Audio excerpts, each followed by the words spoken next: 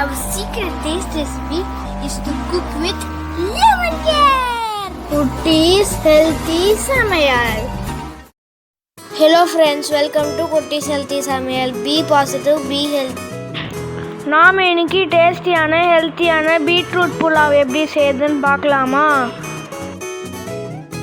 அதுக்கு முன்னாடி நம்ம சேனலை சப்ஸ்கிரைப் பண்ணாதவங்க சப்ஸ்கிரைப் பண்ணிவிட்டு பக்கத்தில் இருக்க பெல் பட்டனை கிளிக் பண்ணிக்கோங்க. ஆல் ஆப்ஷனை கிளிக் பண்ணுங்கள். அப்போ தான் நாங்கள் போடுற எல்லா வீடியோஸோட நோட்டிஃபிகேஷன்ஸ் உங்களுக்கு வரும். இது வரைக்கும் சப்ஸ்கிரைப் பண்ண எல்லாருக்கும் தேங்க்யூ ஸோ மச். நாம் இன்றைக்கி ரொம்பவும் ஹெல்த்தியான டேஸ்டியான ஒரு லன்ச் ரெசிபி தான் பார்க்க போகிறோம். இது நமக்கு டைமே இல்லை, சட்டுன்னு ரெடி பண்ணோம் லன்ச் அப்படின்னா ஆஃபீஸ் பேக் பண்ணுறதுக்கோ இல்லை ஸ்கூல் பேக் பண்ணுறதுக்கோ ரொம்ப ஈஸியாக சிம்பிளாக செஞ்சு முடிச்சலாம். ஜஸ்ட் இந்த வெஜிடபிள் மட்டும் நம்மக்கிட்ட இருந்தால் போதும். இந்த டேஸ்டியான புலாவ் எப்படி செய்யுதுன்னு வீடியோ ஸ்கிப் பண்ணாமல் பாருங்கள். அப்போ தான் உங்களுக்கும் இன்ட்ரெஸ்டிங்காக இருக்கும், எங்களுக்கும் அது சப்போர்ட்டிவாக இருக்கும். வாங்கது எப்படி செய்யுதுன்னு பார்த்துக்கலாம். இதுக்காக நான் ஒரு பீட்ரூட் எடுத்திருக்கேன். அதை நம்ம ஒரு வெஜிடபிள் கிரேட்டரில் நல்லா கிரேட் பண்ணி எடுத்துக்கலாம். இப்போ நம்ம இது தாளிக்கிறதுக்காக ஒரு குக்கர் வச்சு அதில் தேவையான அளவுக்கு எண்ணெய் ஆட் பண்ணிக்கலாம்.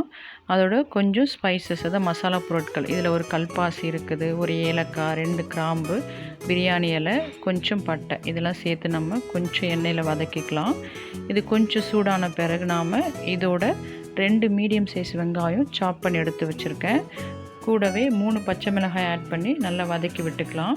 காரம் வந்து உங்கள் டேஸ்ட்டை பொறுத்து கூடவோ குறையவோ ஆட் பண்ணிக்கோங்க. எனக்கு 3 பச்சை மிளகாய் கரெக்டாக இருந்தது. இது நல்லா வதங்கிறதுக்காக தேவையான அளவுக்கு உப்பு ஆட் பண்ணி நல்லா வதக்கி விட்டுக்கலாம். இப்போ இது நல்லா வதங்கட்டும். இதுக்காக நான் 1 கப் பாஸ்மதி ரைஸ் கழுவி ஊற வச்சுருக்கேன். இது நமக்கு ஒரு 10 to 15 மினிட்ஸ் ஊறி வந்தால் போதும். 1 கப்புன்றது 200 கிராம். இப்போ நாம் இது நல்லா வதங்கி வந்துருச்சு. இப்போ நம்ம ஆல்ரெடி கிரேட் பண்ணி எடுத்து வச்சுருக்கேன் அந்த கிரேட்டட் பீட்ரூட்டை ஆட் பண்ணிக்கலாம். ஆட் பண்ணி நல்லா நம்ம வதக்கி விட்டுக்கலாம். முதல்ல கொஞ்சம் எண்ணெயிலே நல்லா வதக்கி விட்டுக்கலாம். அப்போ டேஸ்ட்டும் அந்த ஃப்ளேவரும் நமக்கு நல்லாயிருக்கும். இப்போ இது கூட 1 ஸ்பூன் சோம்புத்தூள் ஆட் பண்ணிக்கலாம். அதோடவே 1/2 ஸ்பூன் மஞ்சளும் ஆட் பண்ணிக்கலாம். நம்ம மஞ்சள் ஆட் பண்ணும்போது அந்த கலரிங் வந்து என்ஹான்ஸ் பண்ணி கொடுக்கும், அதுக்காக தான். அது கூடவே 1/4 ஸ்பூன் பிரியாணி மசாலா பவுடர். இது ஆல்ரெடி நாங்கள் எப்படி வீட்லேயே நம்ம ப்ரிப்பேர் பண்ணுறதுன்ட்டு ஒரு வீடியோ லோட் பண்ணியிருக்கோம். Homemade biryani masala powder. அந்த லிங்க் நான் டிஸ்கிரிப்ஷன் பாக்ஸில் கொடுக்குறேன், செக் பண்ணிக்கோ உங்களுக்கு வேணும்னா.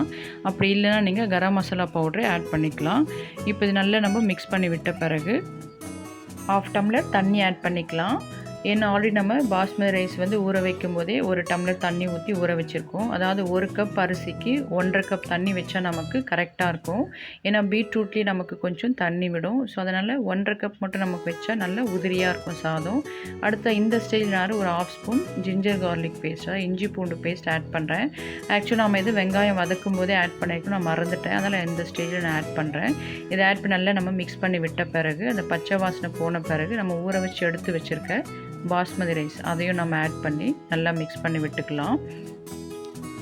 எப்போவுமே நாம் மிக்சர் ரைஸோ இல்லை பிரியாணியோ எது செஞ்சாலும் அரிசி ஆட் பண்ண உடனே நாம் குக்கர் மூடி க்ளோஸ் பண்ணி வெயிட் போடக்கூடாது.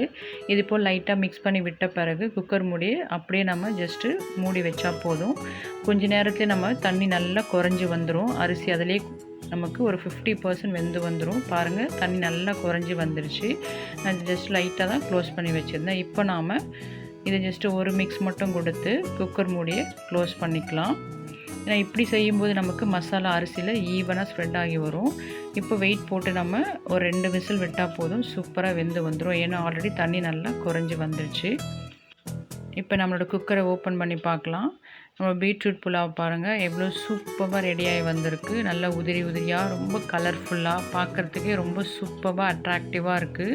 அதே போல் தான் டேஸ்ட்டும் அவ்வளோ டேஸ்ட்டாக இருந்தது. அந்த கலரும் நமக்கு ரொம்பவும் அட்ராக்டிவாக இருந்தது. அந்த பீட்ரூட் கலர், நேச்சுரல் கலர் நல்லா அந்த ரைஸில் இறங்கி சூப்பராக டேஸ்டியாக ரெடியாகி வந்தது. நிறைய பிள்ளைங்க பீட்ரூட் வந்து அப்படியே நீங்கள் காயாக செஞ்சு கொடுக்கும்போதோ இல்லை ஏதாச்சும் நீங்கள் கிரேவியில் போடும்போது சாப்பிட மாட்டாங்க. ஏன்னா பீட்ரூட்டில் நமக்கு லைட்டாக கொஞ்சம் அந்த மண் வாசனை இருக்கும், அதனால். ஆனால் இப்படி செஞ்சு கொடுக்கும்போது எல்லா பிள்ளைங்கள்லேருந்து பெரியவங்க வரைக்கும் எல்லாருமே இதை விரும்பி சாப்பிடுவாங்க. அவ்வளோ ஒரு டேஸ்டியாக இருக்கும். அதே போல் இது சட்டுன்னு ரெடி பண்ணக்கூடிய ஒரு லன்ச் ரெசிபி தான்.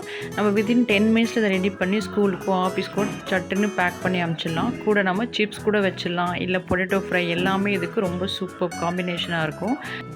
ஸோ இந்த ரெசிபியை நீங்கள் செஞ்சு பார்த்துட்டு உங்கள் எக்ஸ்பீரியன்ஸை, உங்கள் டேஸ்ட்டை எங்களுக்கு கமெண்ட் பண்ணுங்கள், லைக் பண்ணுங்கள். தேங்க்யூ. Yummy tasty. நீங்களும் ட்ரை பண்ணுங்க, என்ஜாய் பண்ணுங்க, ஹெல்த்தியாக இருங்க. தேங்க்யூ. மற்ற ரெசிபீஸோட லிங்க்ஸ் எல்லாம் டிஸ்கிரிப்ஷன் பாக்ஸில் இருக்குது. உங்களுக்கு இந்த வீடியோ பிடிச்சிருந்ததுன்னா லைக் பண்ணுங்கள், ஷேர் பண்ணுங்கள், கமெண்ட் பண்ணுங்கள், சப்ஸ்கிரைப் பண்ணுங்கள், பக்கத்தில் இருக்க பெல் பட்டனையும் கிளிக் பண்ணுங்கள். பாய். அரைச்சி வச்சுருக்கோம், அதை ஆட் பண்ணி